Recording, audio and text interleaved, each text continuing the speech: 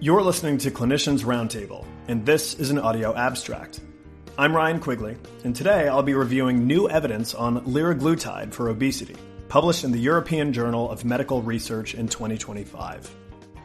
Obesity continues to climb worldwide, and Turkey now reports the highest adult obesity rates in Europe.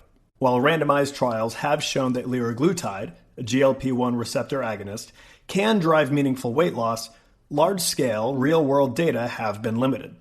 This multicenter study in Turkey helps fill that gap.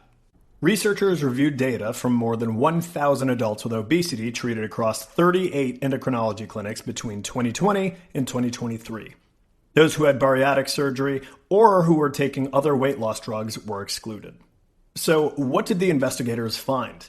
Nearly half of all participants, about 48%, reported at least one side effect, with nausea and vomiting being the most common. Interestingly, the main reason people stopped treatment wasn't intolerance, but cost, with about 43% discontinuing the medication because it was too expensive. Among those who continued, the median treatment duration was 4 months, with a median daily dose of 2.4 milligrams, slightly below the full 3 milligram dose used in trials. Even so, results were strong.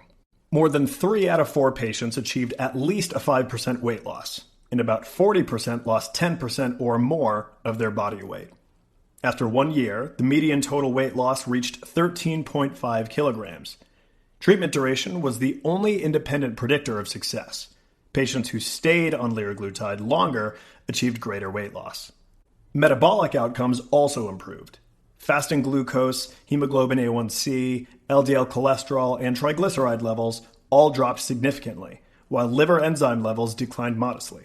Patients with diabetes saw their hemoglobin A1C fall by roughly 0.85% after a year. Subgroup analyses added further nuance. Combining liraglutide with orlistat enhanced early weight loss, though the advantage didn't persist over time. Notably, age, sex, and baseline BMI didn't significantly affect outcomes. And self-reported adherence to diet and exercise didn't show a clear link to success, perhaps reflecting the variability of real-world reporting. Serious adverse events were rare, occurring in less than 1% of patients. These included isolated cases of pancreatitis, cholecystitis, and elevated liver enzymes. Other reactions, like fatigue or mood swings, were uncommon and typically resolved after discontinuation. Now, the study limitations are worth noting. Because this was a retrospective observational study, some patients had missing follow-up data, and relatively few continued treatment for a full year. Lifestyle behaviors were self-reported, which can introduce bias, and no control group was used for comparison.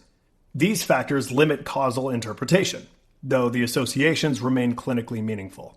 Taken together, the findings reinforce that liraglutide remains an effective and well-tolerated GLP-1 analog for weight management in real-world practice. Even at slightly lower doses, patients achieved meaningful weight and metabolic improvements.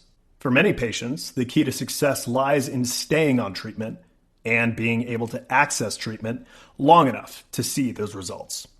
As newer GLP-1 agents like semaglutide and tirzepatide draw global attention, this national study reminds clinicians that liraglutide continues to be a practical, accessible, and evidence-based option for obesity management, especially in settings where affordability and availability remain barriers.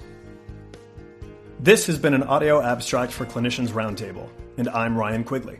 To access this and other episodes in our series, visit Clinicians Roundtable on ReachMD.com, where you can be part of the knowledge. Thanks for listening.